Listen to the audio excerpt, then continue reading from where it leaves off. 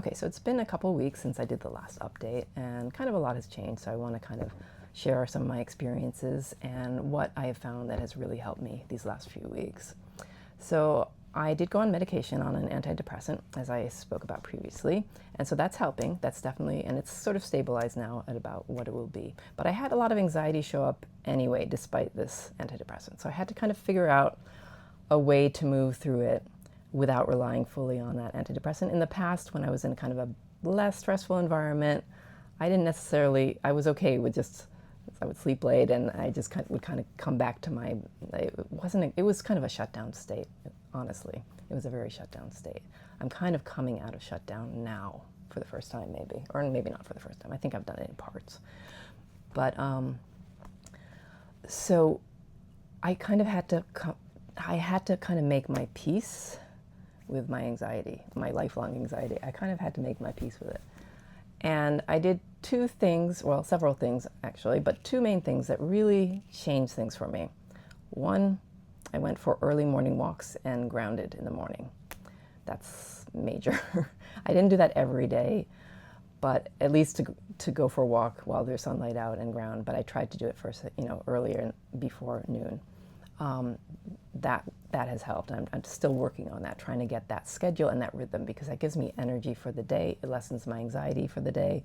And even if I had anxiety, this is what I changed. Well, let me go back to that. So the morning walks, and then the other thing is accepting that the anxiety is going to be there and kind of going ahead with my life anyway.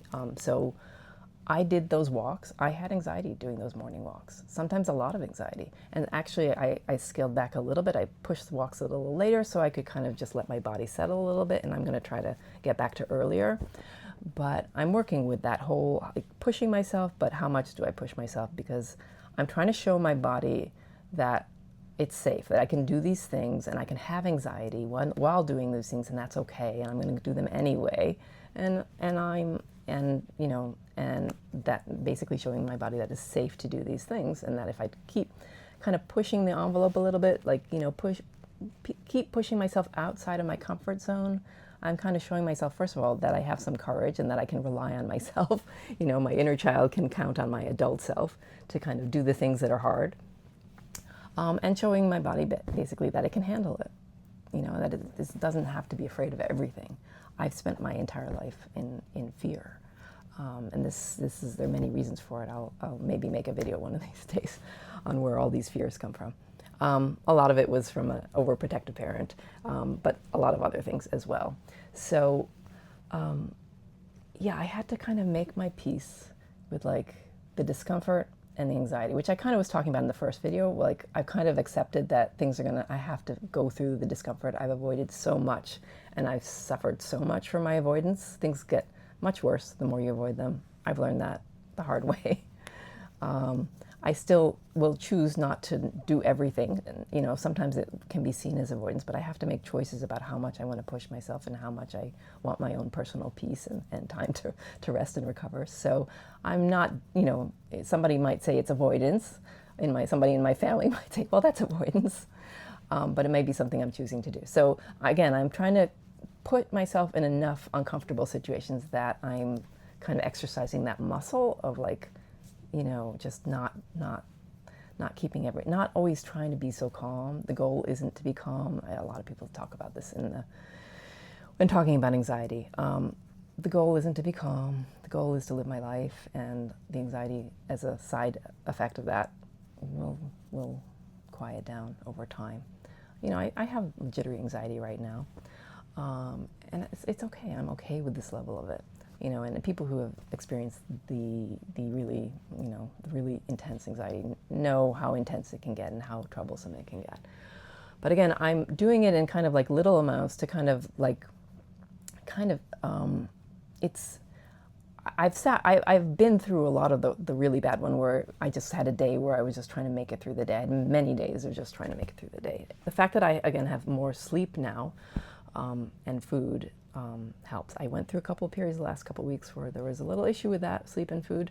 I had some anxiety come up, as I say, and the morning walks, and then doing things that were uncomfortable a little bit, but things that actually did enjoy, but were uncomfortable. So there was an incentive for it. And the third part of this, so those two things, early morning walks, getting outside my comfort zone. And then the third part of this is like getting my body stronger and in better physical shape. And that goes along with the early morning walks and grounding. That's part of how I know to keep my body sort of healthy. But getting it stronger also and in better physical shape, because I got kind of out deconditioned a little bit. And I'm realizing kind of the importance of that. I think I'll talk about it in a separate video, why that's so important. I mean, there's tons of studies about the effects of exercise on mental health. We all know that it's really helpful to have exercise. But I'm feeling particularly like this, the inner child feeling weak, and bringing strength on board is sort of really helpful to show myself that I'm an adult, I have an adult nervous system, I have that strength, I can be strong, I can be healthy, and kind of to show that scared little child that there's an adult here, and there's an adult that's willing to do the things that are uncomfortable and willing to kind of, take care of things and be there and show up and be the adult. And that's what that little inner child, if you want to look at it that way, or the scared part of my nervous system or scared part of my being, whatever, those old fears. That's sort of how I'm trying to talk to them in a way through my actions, not through actually, not actually talking directly, although I could do that too. I am still doing all the energy work. It's really essential for my daily work. It's part of what I do daily, or almost daily. And then the somatic experience is also still essential.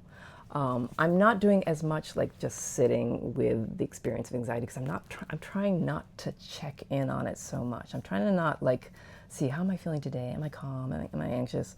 I don't mean for that to sound too flippant, because it's like this is serious for people who've experienced this. This is like, it can be really troublesome. But I'm trying to, again, sort of focus on what I'm doing rather than where my anxiety is, and let that be the focus, and then the anxiety comes along with me, or it settles down, which is usually what's happening here. I did kind of had to go through some days of quite heightened anxiety, and then kind of settled after especially with the morning walks, that helped a lot, because I kind of realized a lot of my fear was that I wouldn't have energy to do things. Like I would feel really shut down and scared that I don't have energy, and that I was like, how am I going to like function? I just can't do anything. And this isn't a control thing, or maybe a little bit of control, but I realized that if I just go for that walk early enough, I do have energy. And that a lot of the reasons I'm not having energy is because I'm not moving my body enough, or not getting out and getting sunlight and getting exercise and kind of the basics. And this is what somatic experience is all about, the basics, like, going to the bath, noticing if you have to go to the bathroom, noticing if you are hungry, if you need to drink water, if you need to sleep, it's kind of, and honoring that for yourself, listening to what your body's, I just touched my microphone, sorry. I have a microphone now. Listening to what your body is telling you and responding to it, so that you're in partnership with your body. You're not fighting your body. You're not ignoring your body either, really. I don't like that idea. Some people talk about it that way. You shouldn't really ignore your body. You're in partnership. But you're sort of like, I wouldn't say in charge, but, hopefully your higher self is sort of leading the way, hopefully. But, you are showing your body, and the body, I kind of had this moment of like empathy for my body. Like, it can't really speak. I mean, I suppose maybe, through the subconscious and through dreams and in some ways, but it has to communicate through sensation in the body. That's how it can communicate. And so I kind of had like this moment of like, poor body, it's trying to like get my attention, and like I'm not like really giving it what it needs, which is sunlight, water, food, sleep. I was trying to give it the best I could, but it wasn't the sunlight part of it. The sunlight and the exercise, not and sunlight in the morning. That's important. You know how they say 20 minutes or 20-minute walk early in the morning is a good thing to do. And I'm not doing it at sunrise. Ideally, I would like to do that, but I'm not doing that. It's just early in the morning. I feel very different in my body. I feel, because my body feels better, I feel better overall. and I feel much more hopeful. I feel less depressed. I think that's maybe a little bit the medication, but I was always depressed on these antidepressants, to tell you the truth. It never did much for my depression. It did some for my anxiety. I think this getting myself in shape, getting sunlight, and just doing the things that are uncomfortable, that's the best way, again, to feel good about yourself, is to kind of just show yourself that you can do what you think you can't do. And they can be little things. You know, as I said in the previous one, like just for me, going for those walks in the mornings, that could be intense. It was intense amounts of anxiety, and it probably still will be. I did later morning ones the last few days, so we'll see. It's not the easiest thing, but it's like I'm determined, because I feel so much better doing it. So it is its own reward, just doing that. Anyway, so I'm going to leave it at that for now. I might kind of fill in with a few other things if I think of anything else. But this is was like kind of a major shift for me, and I'm feeling much better about it, because again, I'm not waiting for the anxiety to show up. I'm not like waiting for it to overtake me. It's just like, if it shows up, fine. If it doesn't, it's okay. I'm going to get on with my life. And again, that sounds a little insensitive, and it sounds like, well, she probably doesn't have her anxiety probably doesn't get that bad. My anxiety has gotten really bad, but not these last few weeks. It hasn't been that bad. I have to say, these last few weeks, there's been a couple days though where it was pretty bad. So it's just knowing that you can get through that. And I have had enough really, really, really bad days that I knew I could get through it.